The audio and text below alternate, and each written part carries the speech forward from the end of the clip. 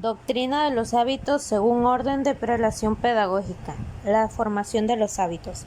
El término hábito, derivado del vocablo latino habere, que significa tener, hace referencia al sentido de conseguir algo no poseído anteriormente. Es un modo de conducta adquirido, una reacción aprendida que supone la tendencia a repetir y reproducir ciertas acciones o actuar en la misma forma general bajo las mismas o similares circunstancias con creciente facilidad y perfección. Bode 1983 define el hábito como una acción fluida, efectiva y eficiente que surge por la actuación de una persona fundándose en los conocimientos que posee. Para la teoría aristotélico-tomista, se trata de una disposición que se desarrolla por el ejercicio experimental de la inteligencia y de la voluntad en virtud de la cual estamos preparados a actuar de una manera natural, eficiente y metódica. La utilidad real del hábito radica en el hecho que proporciona una razonable variabilidad de respuestas a situaciones que son básicamente semejantes, en la tendencia, común en todos los seres humanos, a adquirir adecuados modos de reacción ante situaciones determinadas. Adquirir hábitos es aprender a percibir, a imaginar, a recordar, a sentir, a pensar, a actuar en forma determinada bajo circunstancias especiales, como se ha hecho en el pasado. Implica facilidad en la realización de una acción, combinada con una persistente inclinación hacia la repetición de la misma. Todas las actividades mentales y físicas están sujetas a las leyes del hábito, incluyendo todos los aspectos de la vida humana. El efecto del hábito es dar al hombre, que es libre de actuar de una forma, una tendencia a reacción presta y fácilmente en forma particular a una situación dada. Kelly, 1990. El hábito supone una tendencia muy significativa y notable en la vida del hombre y es clave para el aprovechamiento de la experiencia, así como para el progreso, pues todo lo que hace depende de lo que hizo anteriormente. A través del proceso del hábito se adquieren habilidades formativas, la satisfactoria adaptación a las situaciones en las que el individuo se encuentra a lo largo de la vida, y tanto más si se trata de situaciones profesionales. Se adquiere la procesión de muchos hábitos. Se trata pues de una forma de vida, de un modo de conducta, y es necesario que esto se pierda a vista al planificar la formación práctica del profesor, ya que en ella habrá que proporcionarle las vías necesarias para que se adquieran las herramientas que constituirán la base de sus futuras actuaciones profesionales. Debemos distinguir varios modos de adquisición de hábitos, algunos de los cuales son verdaderamente complejos. 1. El adiestramiento. La causa que hace intervenir es, en este caso, exterior. No obstante, la pasividad del sujeto no es absoluta.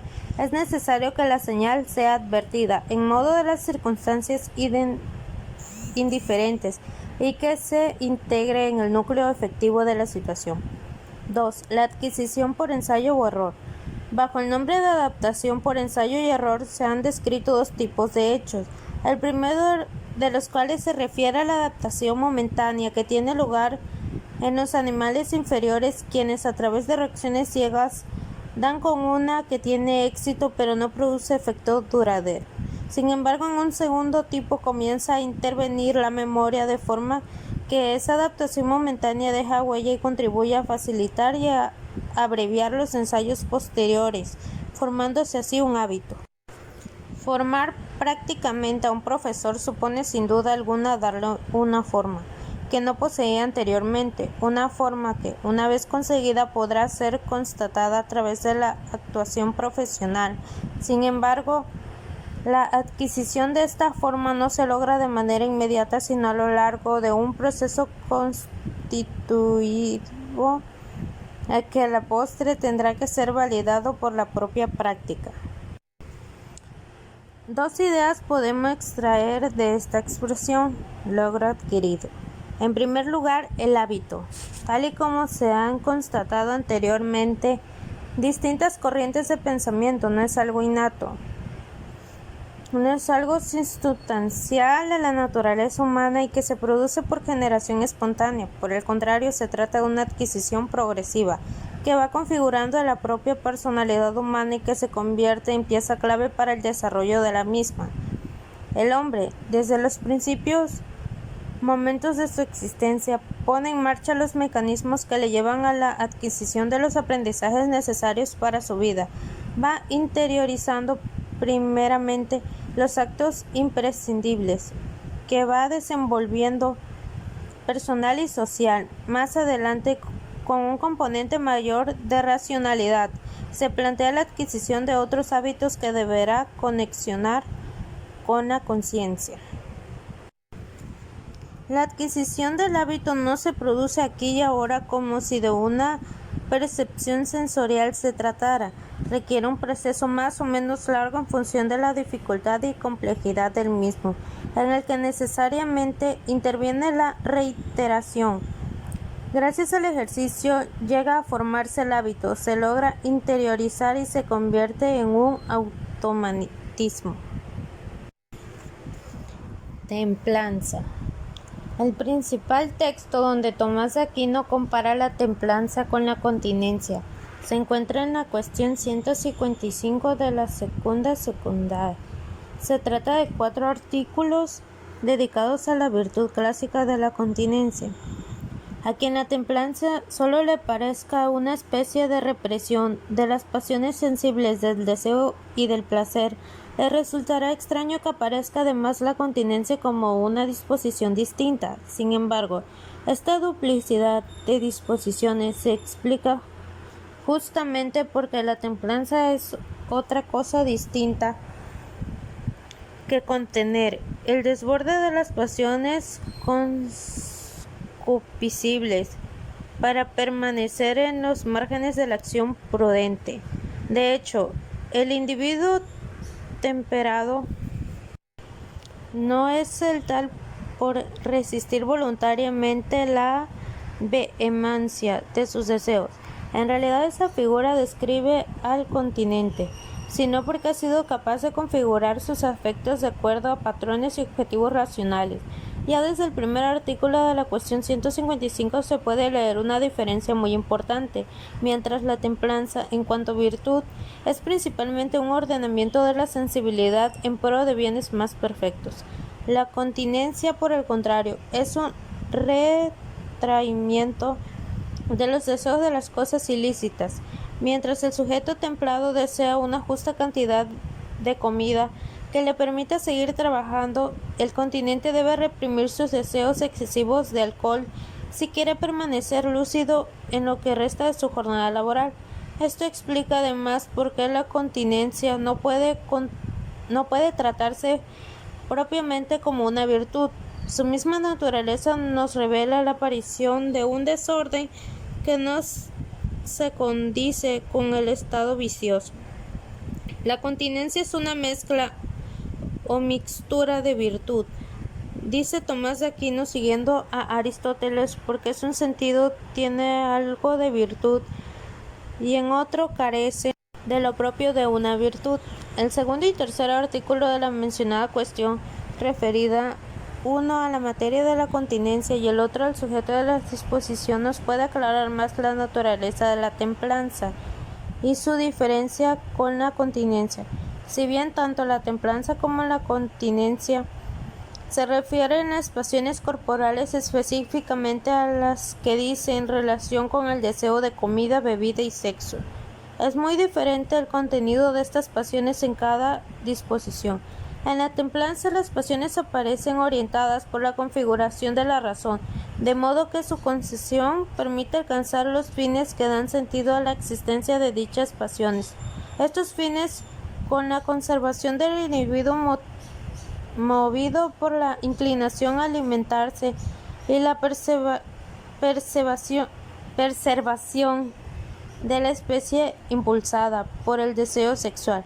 La continencia, por el contrario, tiene que enfrentarse también con el deseo de estos bienes corporales, pero no puede darse curso, pues la vehemencia y la torpeza de sus afecciones han desdibujado su teología interna.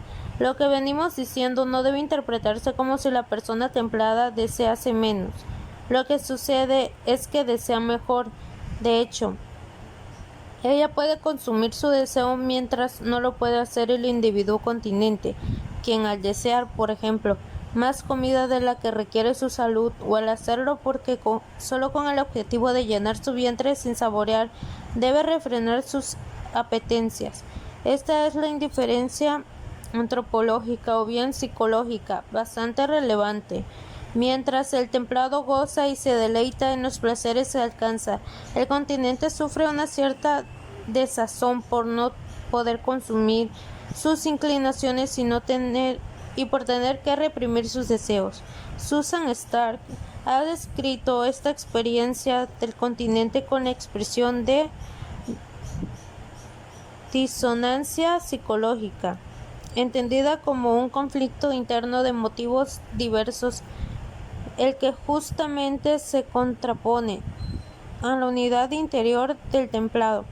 Esta unidad es además la que le permite al individuo templado actuar con deleite, siendo justamente un deleite esta característica esencial de la virtud moral perfecta como la templanza. Dado que la virtud es una perfección o acabamiento de las mismas potencias humanas en las acciones virtuosas, el sujeto actúa más acorde de su misma naturaleza, y esta sintonía se expone justamente con el deleite aparejado a la acción virtuosa.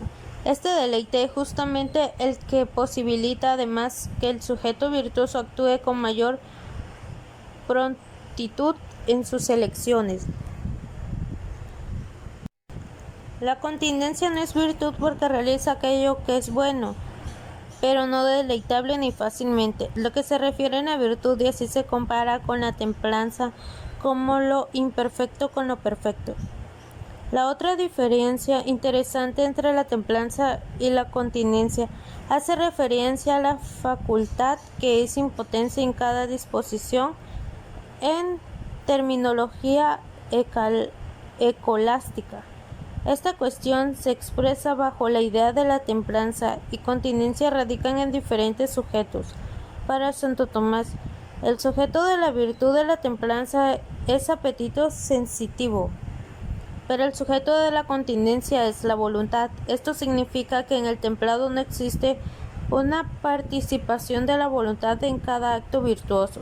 Toda virtud implica una acción voluntaria, que sucede con la potencia perfeccionada en la virtud de la templanza.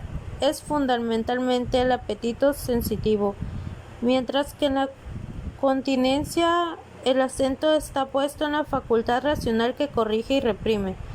Nuevamente, esta consideración escolástica sobre el sujeto de la virtud nos ha de permitir aclarar la idea de virtud que está aquí comprometida. Tomás de Aquino insiste en que la virtud es un hábito, una disposición a realizar más perfectamente un acto que en el acto mismo, y que en tal sentido las virtudes deben comprenderse primeramente en las facultades que operan antes de las acciones que se realizan. La estabilidad del templado debe entenderse tampoco como mera repetición de ciertas conductas estandarizadas. El sujeto templado no queda eximido de elegir, pues cada caso siempre amerita una nueva decisión.